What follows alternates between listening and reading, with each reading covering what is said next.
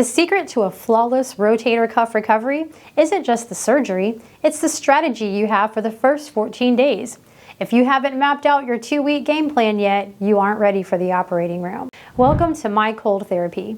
Joining us today to discuss the Sully Brace is Josh Canipe. Josh is a certified athletic trainer with over 9 years of experience with DonJoy products, specializing in orthopedic bracing and helping athletes return to play safely. Josh, show us why this is the gold standard for overhead athletes like pitchers, quarterbacks, and basketball players.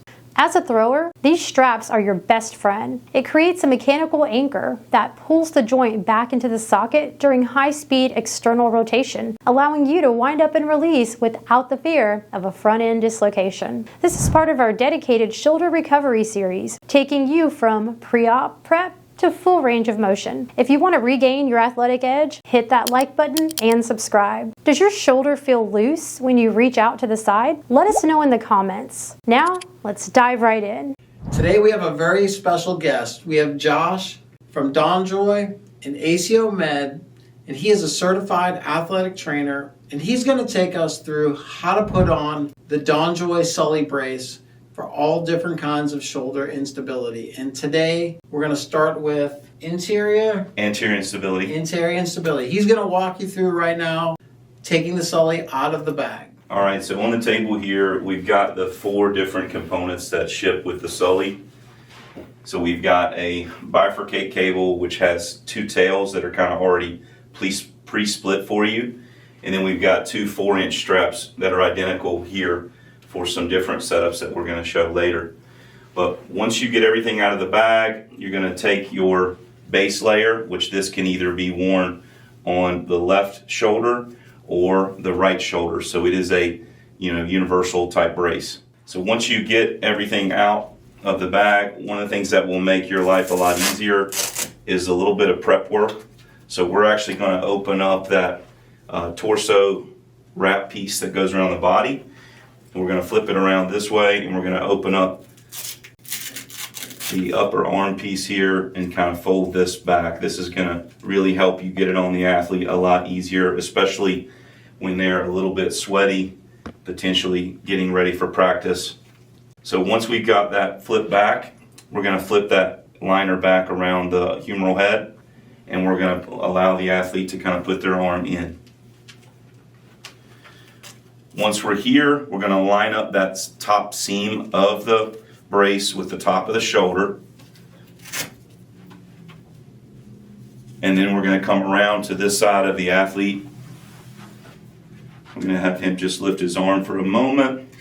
And this is just going to pull a little bit of tension around the chest and anchor that in place. And we want it to kind of be as wrinkle-free as we can, so you'll see me kind of pulling it down on the athlete's chest.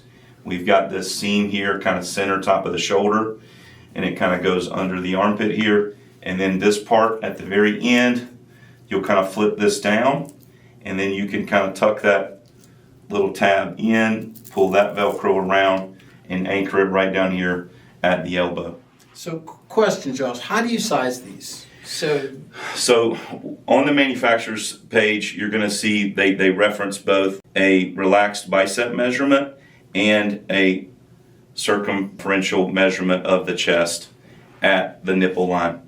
So similar to like if you're getting fitted for like a blazer, they would measure you around the torso.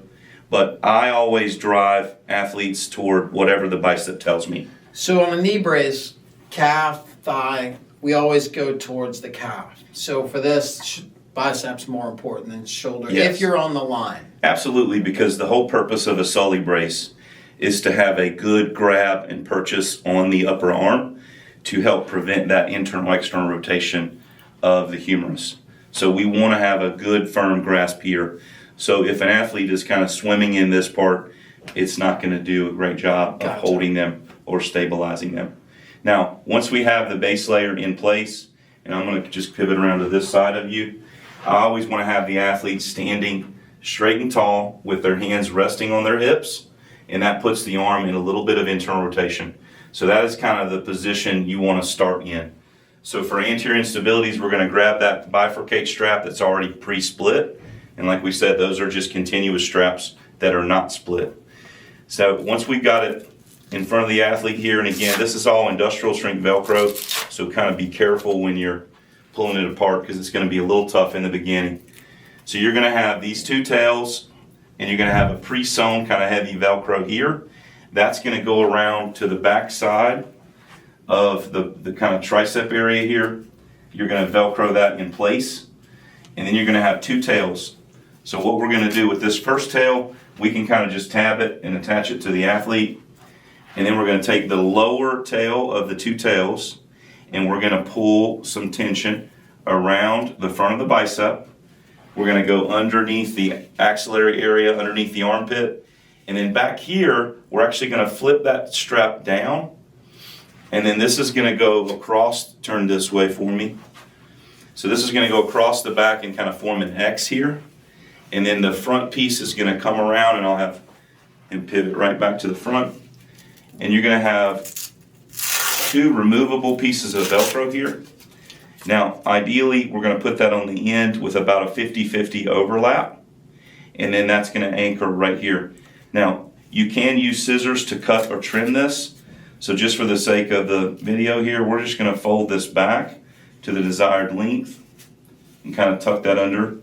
We're going to put our 50-50 overlap here at the end, pull a little bit of tension, and anchor that right on the left chest of the athlete. Quick check-in. If this info is helping you take charge of your recovery, hit that like button and subscribe to join our community. We're dropping new guides every week to give you the edge you need to heal faster. For the medical devices, products, and recovery essentials we talk about in our videos, head over to mycoldtherapy.com to see how we can help upgrade your home setup. Have a question or a tip of your own? Drop it in the comments below. We love hearing from you. All right, now let's get back to the video. Now the second strap, which you see here that we pre-tabbed, once we pull this off, this is going to do the exact same thing. We're going to pull a little bit of tension down and in. The athlete can keep that hand resting on their hip. And then we're going to, instead of coming up high this time, we're going to go around the back of the patient to the front of the chest here. We can kind of cross over this piece that we've already got on. And we've got this 50-50 strap that we can move. We can also trim back in length. I like to start with kind of coming over here. Now we probably want to trim that a little bit, but for the sake of video, we'll just keep going around and anchor it. So that's the anterior instability setup. Any questions? Yes, so what am I, as the athlete, what am I trying to prevent from happening? Like, what is the function? Right. So this is for anterior dislocations, anterior instability, and what we're talking about is the humeral head is going into the socket, and this is an athlete that commonly would sublux or come out anteriorly. So by pulling that humerus down and in, we're kind of tucking it in the socket more efficiently. Keeping it stable. And as that athlete does start to abduct, bring their arm out to the side, and even externally rotate, those straps are providing a counter force to kind of pull and tuck that ball into the socket and prevent them from coming out that direction. What are the best indication sports for this? Yeah, so great question. So the Sully is kind of a jack of all trades brace. So really, no matter if you are a weekend warrior, CrossFitter, or you're a high school athlete that wrestles, plays lacrosse, plays football, this is a brace that can be worn really for any and all subjects suffering from that anterior instability. Okay, so this versus, say, a hard shell brace, which they're out on the market as well. Why would I go to a Sully versus something that really fixes me into a position? So the Sully is going to be more comfortable to wear. You know, we can adjust the tension of it. It's a soft kind of base layer. It is a breathable material because even though it's got kind of that neoprene wetsuit material underneath, there are kind of mesh pockets cut out in that. So it's just a lot more comfortable for the athlete to wear. And I can wear this weight room, like we can... Absolutely. So you can wear it in the weight room. The one thing that I will mention for patients is it's good to wear a base layer. So right now today we've got it on kind of over a polo, but you know, I always tell people to wear like a compression fit undershirt, like, you know, some sort of dry fit material or whatever. And that way they've got a base layer to absorb some moisture and help keep their skin protected. This is really comfortable as far as not being able to move, so that's great. Right, and so what you'll see here is with the anterior, you're going to have a little bit of resistance as you start to abduct the shoulder, and you're definitely going to feel a little bit of resistance as you start to externally rotate. So as a football player, cornerback, lineman, does everybody wear it? Because I mean, if I was a corner, I obviously couldn't go over my head. What do they use it? So everybody uses it. Yeah, you'll see people using this for really all positions. Okay. And obviously, as I am dealing with a patient that needs more range of motion based on their position, we could, instead of putting the patient in this resting on the hips position, sometimes I'll even have the patient start with their arm on the wall in front of them or on my shoulder as I'm applying the straps. So I can kind of fine tune the tension of the straps and the restrictiveness of the straps. That's another great benefit of the Sully. Yeah, that's great. So it's position dependent at that point. So if you're a lineman and you just need to really be here, you can do that. We can really lock them down. And that's also where these other straps come into play, because you can use these as additional reinforcing straps, which we'll get to. Now the most important question for this video is, how do I get this off? Yep. So when you're setting up a patient in the beginning, the Sully, just to be clear, it is a brace that's very difficult for someone to execute by themselves. So a lot of times I am telling athletes and patients to use a family member if they're putting this on at home before doing some sort of recreational activity, or I will tell them to use the athletic trainer or the physical therapist if they're a team sports athlete. And then coming out of it in the locker room, if they're in there with someone next to them in the locker room, they may need a hand, which is what we're going to do now. So if you finish these straps in the front for the anterior setup, the athlete can simply grab over here under their opposite arm and release that strap. And then they're going to release this upper chest strap right here. And again, it's industrial strength Velcro, so you'll see me kind of separating and pushing with my opposite hand. And then this strap here can just kind of be pulled right off. And then they can hang this up, in the locker room or whatever, just to allow it to kind of dry out between workouts.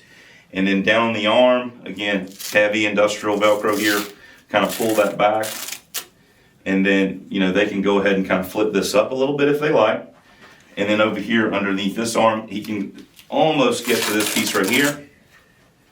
And then this would just kind of flip wrong side out to about that position. And then the athlete can kind of grab around that upper arm and take it off. And then just hang that up on the wall. Yeah, and a good way to kind of take care of it is hanging it up wrong side out, just to allow that moisture from the workout to get dry. And I usually tell athletes that, you don't have to wash this thing daily, but if you're taking it off and letting it air dry, you probably need to wash it after your games each week or whatever. Gotcha. And we don't want to machine wash this. They recommend a hand wash only with mild soap, and then just rinse it out and hang it up to dry. That's awesome information. Yep. Thank you, Josh. If you have any comments or questions, drop them down in the comment section, and the expert will get back to you whenever we can. We hope this guide gives you the confidence you need to take the next step in your recovery. To ensure you're set up for success from start to finish, be sure to explore the rest of our video library for more expert tips and walkthroughs. If you're looking for the medical devices and products featured in our videos, head over to mycoldtherapy.com to browse our full collection. Got a question about today's topic or a suggestion for a future video? Drop a comment below. We love hearing from our community. If this was helpful, give us a thumbs up, hit that subscribe button, and join us on the journey to better mobility. Thanks for watching, and as we always like to say around here, let's get back to living.